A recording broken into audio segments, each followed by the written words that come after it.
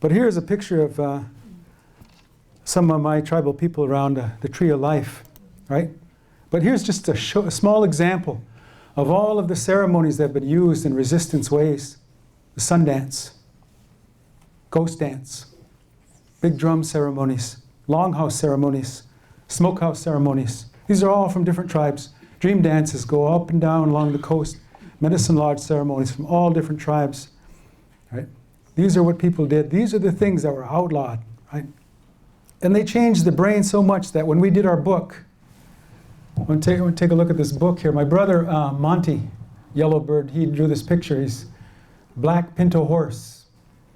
He has a website. Visit it. Buy from him. He's an artist. Take a look at this picture here. And you see this picture, I asked him to, I said, draw the brain, indigenous brain here, and how it's getting healed. So he drew the brain with all these cortices here, the frontal the prefrontal cortex and the occipital lobe and all these other lobes there. But here he has two healers working on the brain. See, one is singing to the brain with the gourd, and the other is fanning the brain with his eagle feathers. See, and what they're doing is they're releasing these neurons in the form of horses. See, coming from all the cortices of the brain, going back to the old way of life, see? Returning. And there, that woman, this woman who makes everything grow in our tribe, if you can see closely enough, I don't know if you can see, but she's touching like the four directions, and you see life coming there. It's like women, we understand, indigenous women have this capacity to make life, to make things grow, right? We have to understand that. So in this particular picture, he did this ledger drawing on ledger paper, and he did it for a particular reason, because to show that the ceremony is on top of the colonization. See, the ledger paper is the ledger paper that came with the colonizers and the settlers, and this is where they ordered sort of supplies at the forts when they gave the Indians the bad food and the bad stuff, right? And so he drew on top of that this design. See, this is the cover of our book, Decolonizing the Mind, for Indigenous Minds Only. This is the brain on ceremony. Now we'll start talking about some of the things that are going on. These are some of the grandmothers that are, I forget what they call themselves, but there's, I think, 13 grandmothers. I know some of these ladies. And they're going around and they're doing all this. It's like a revival, I think, in this way. But if you take a look at the brain scans here, this is a scan that one of my colleagues, Andrew Newberg, sent me, and it's a baseline scan and then a prayer scan. And if you can look at that, you can see that the prayer scan, that part on the left side of the brain is more activated when a person is in prayer. It becomes more activated. And what that does is it has a tendency then to begin to activate in this person a sense of well-being, good feelings, good thoughts. It begins to release important chemicals, like serotonin, for instance, or dopamine, or those feel-good chemicals. And the more the person does it, the stronger that particular lobe becomes. So it was interesting when you go back into the history books and you look at, say, these Indians, when you met these Indians, they were very silent. They didn't say anything, quiet people. But I realize now why they were, because when they were sitting there in these conversations with settler colonials, what they were doing is they were shifting a lot of their energy and their resources and the hemodynamic activity to the right side of their brain. That's part of the brain is involved with creativity. And whenever they went and sat down and they listened for a long time what the colonizer had to say about selling land or making deals with them, they would say, okay, well, we've heard enough. Let's go away and think about this for a while. And in order for that right side of the brain to become activated, you have to quiet down this very task-oriented left side of the brain. That's now neuroscience. It's always judging and classifying and discriminating. The right side of the brain activates and it begins to think about creativity, and you get the aha moments for the right side of the brain, which is why when indigenous people left those councils, they would sit on the side of the hill by the river. They would be out on the plains, and why that creativity would begin to happen in that part of the brain was the activation of the brain by the blood flow, the hemodynamic and electrical activity in the brain. So we know this, that after 11 hours of sitting, doing mindfulness practice, 30-minute sessions, 22 sessions, I guess, you would see positive changes in the white matter of the brain. The white matter of the brain is really important because it increases the what they call the myelin sheath in the brain and the nerves, and the messages go back, much more quickly. And it facilitates that, so the brain is talking to itself. It's getting more and more aware. And if you can imagine people doing that for long, long periods of time, the only baseline we have now are Tibetan monks, those studies that have gone on. But again, this indigenous people, you would see this kind of thing happen in most indigenous cultures where that white matter was probably very well developed. And the other thing, probably, this is why people didn't suffer from neurodegenerative diseases like Parkinson's disease, because Parkinson's is a disease that attacks the myelin sheath in the brain, eats it up, so it creates these cracks in the nerves, and that's why people get spasmodic and have problems. Significant changes, you can see that in weeks, a matter of weeks. So you're sitting in mindfulness meditation, or if you're doing these ceremonies for 8 weeks, only 45 minutes a day. All these structures associated with memory, your sense of self, empathy, stress, those are all changed. And what happens is your levels of stress go down, your sense of memory and your ability to remember goes up, your sense of self becomes more defined, your level of empathy becomes more defined. I want to give you an example of this. When I was talking with Yupik elders, it's got 2 things to do, I think, with gray matter. And it was a very interesting story because it also has to do with mirror neurons. Those are the neurons we have in our brain that have to do with compassion and empathy.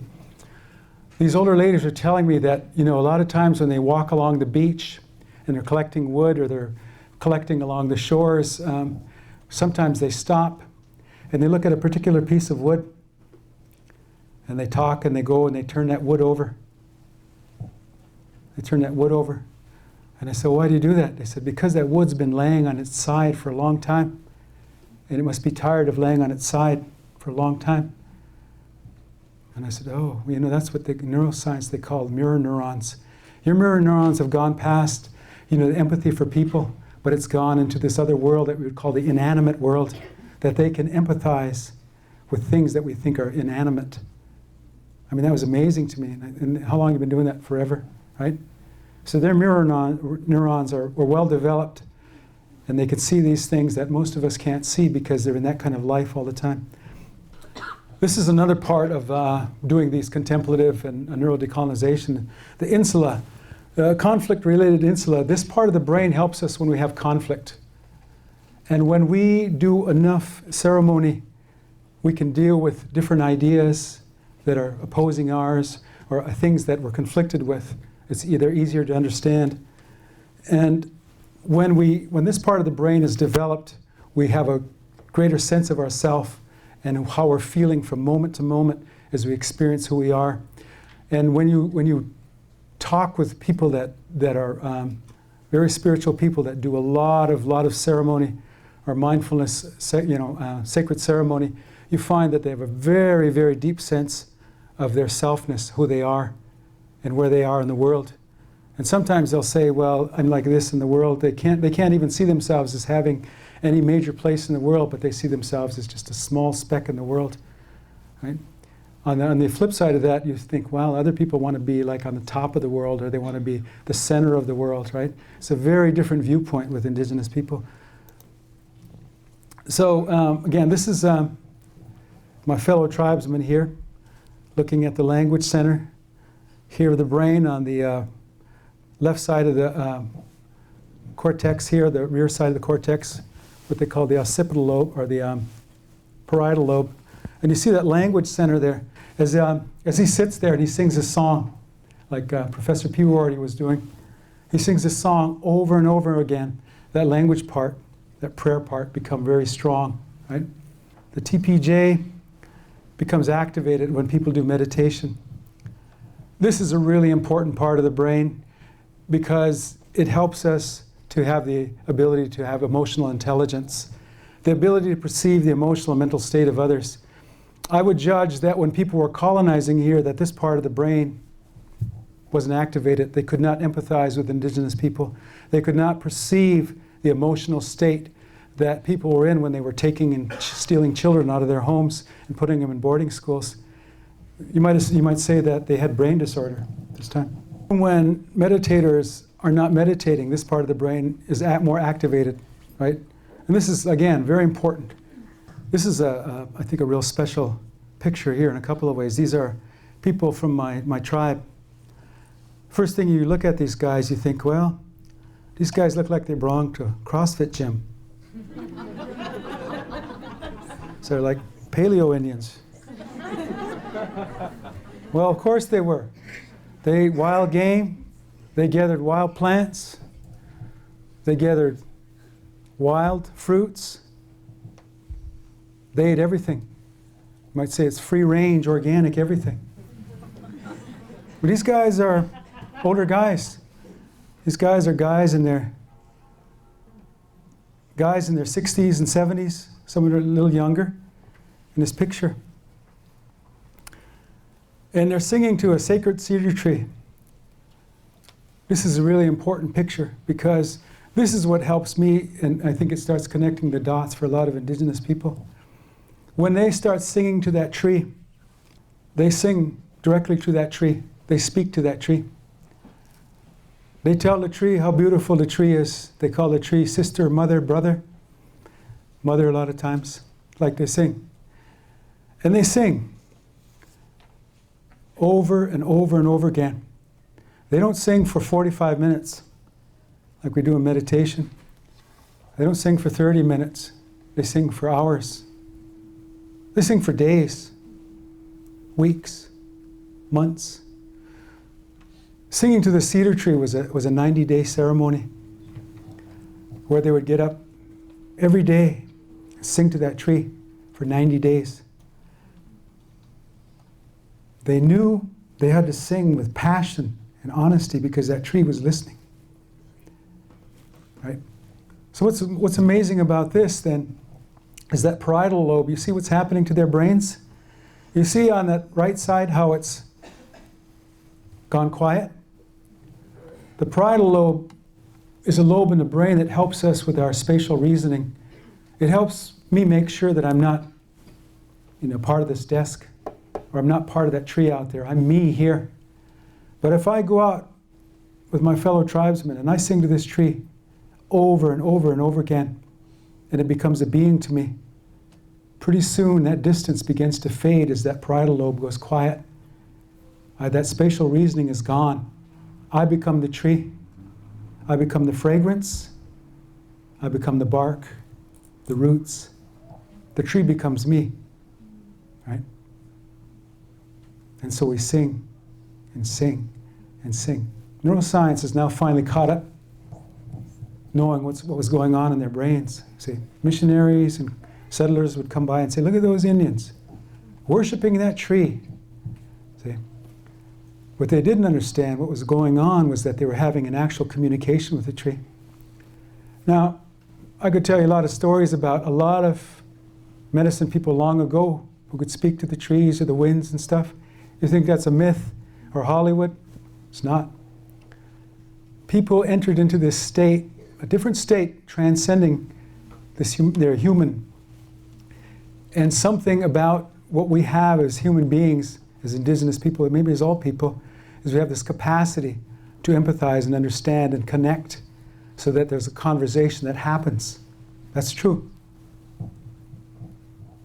I don't doubt that for a second. So when you see that parietal lobe go quiet, as those songs go on, you know that that person has made that connection. Now we live in a world where this is rarely possible.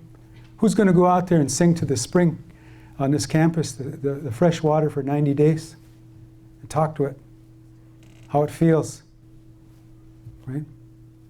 All got these things we got to do, rush, rush, rush. So that hemodynamic activity, the blood flow, the electrical flow, doesn't allow that to happen. This is another Arikara man. Sacred object meditation. He's in one of our earth lodges here. What's he? You can see what he's gazing at? Pipes. How many? 7. He's got 7 pipes. Sacred number among a lot of native people. But here's something that's going on pretty incredible in his brain, because he's not just sitting there looking at these pipes. He's getting into this really deep object meditation.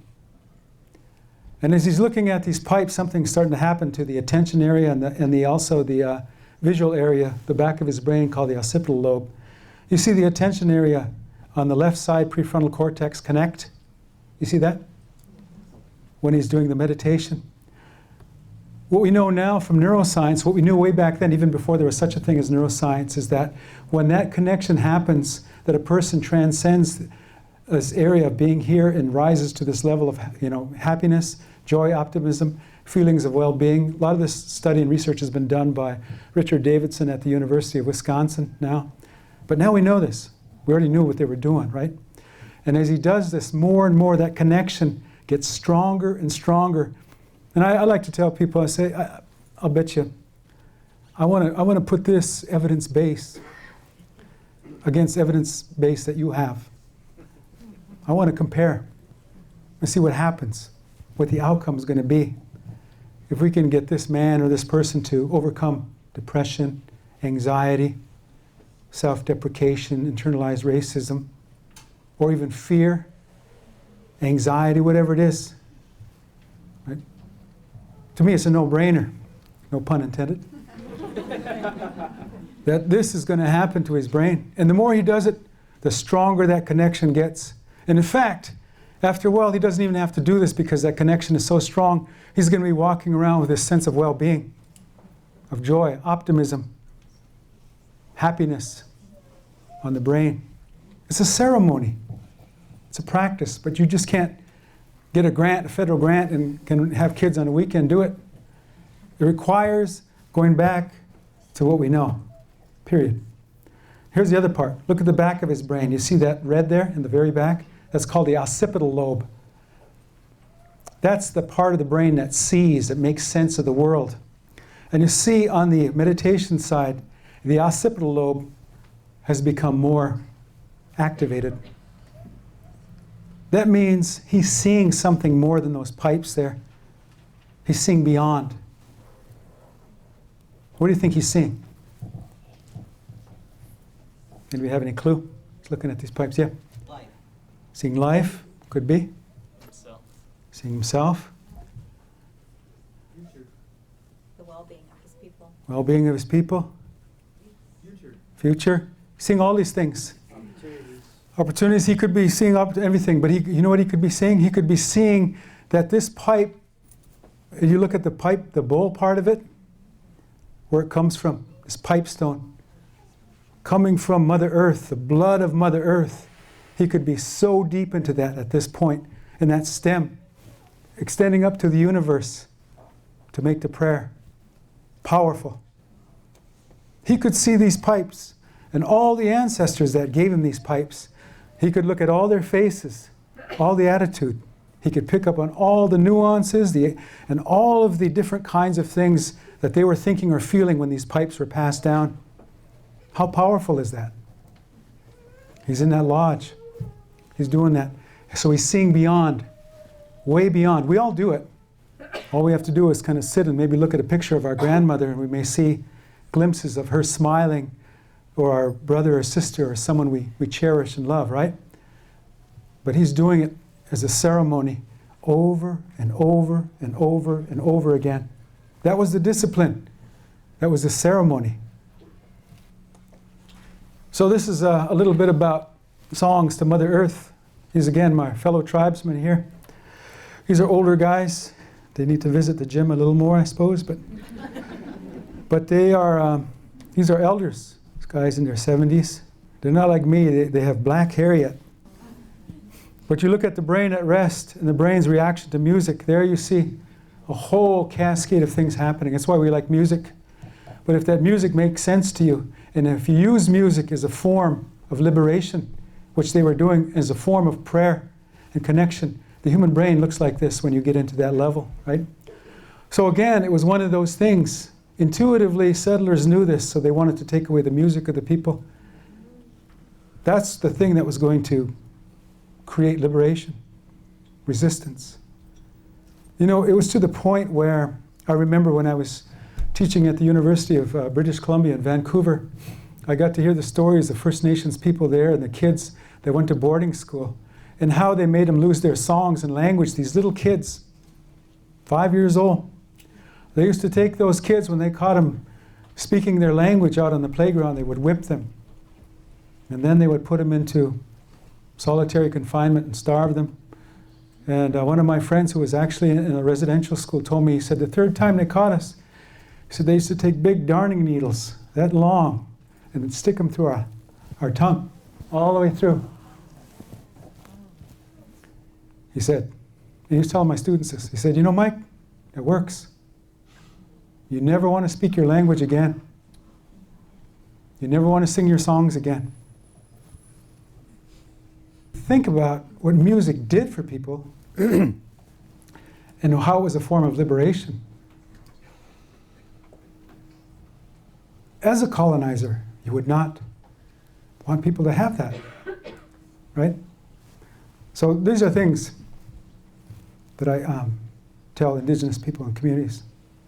I'll kind of get to why decolonization is so difficult. It's happening in the brain. Call it brain disorder, colonial brain disorder, I call it. So when the orbital frontal cortex, right here, if you just run your finger across here, that's your orbital frontal cortex. It's like a dorsal lateral 2 cortex. This part of the brain has to be activated in order for us to do critical thinking, to evaluate ourselves and our effect on others. The interesting thing is that it's called the above average effect that happens there because a lot of us don't go to our true capacities. We think we're better than we are, we're smarter than we are, we're better looking than we are. We see the world through rose-colored glasses a lot of times. I'm a better driver than these people, or a smarter student, whatever. This is the finding in some of the research, right? And here's the kicker. When you take people and you tell them that they are the right color, they have the right values and beliefs, they live in the greatest country on earth, and they're from an exceptional class of people, they're going to have even more difficulty engaging this brain region, which requires critical thinking. That's why I call it a brain disorder, right? Consequences are they're going to lack the ability to critique their privilege, their culture, their beliefs, values, and their nation's failures and weaknesses. So here you've got the flag and the Statue of Liberty on the brain here. It's a brain disorder, in other words. This is a neuromodulator that also prevents decolonization from happening. We all have it, but some of us are more abundant in it. And people that have higher status and are in more control of their lives and believe in the values of the society, the break stops even harder. So here you have on your right side a little black snake called a crate. It's an African snake, and it has its venom is a neurotoxin. So it bites you. What happens is that the venom travels up and it gets to your brain, and it tells your brain shuts off your breathing, your heart, all your functions. Interestingly enough, we have that same neurotoxin in our brain. It's called Lynx-1. It's a neuromodulator. And what happens is that when any new information comes into us that we disagree with, Lynx-1 puts the brake on it. So when you come from a society that believes in this God and these values and this way of life, and you meet another people that are different from you, Lynx-1 is going to put on the brakes, and you're not going to be able to, meet these people because that neuromodulator can't take in that information. It's another brain disorder that we have as people. That's why all the studies that are going on with mirror neurons are showing that we cannot empathize with other people unless we're around those other people enough. There's a lot of studies that have gone on where a lot of white subjects have been shown pictures of black folks, Martin Luther King is one where people, you know, their mirror neurons will go on, so the empathy, say, well, we recognize him. You show them another strange black face, the participant, the mirror neurons shut off. No empathy. They can't connect. And that's especially true, you know, with folks that have no experience with other culture or no one else.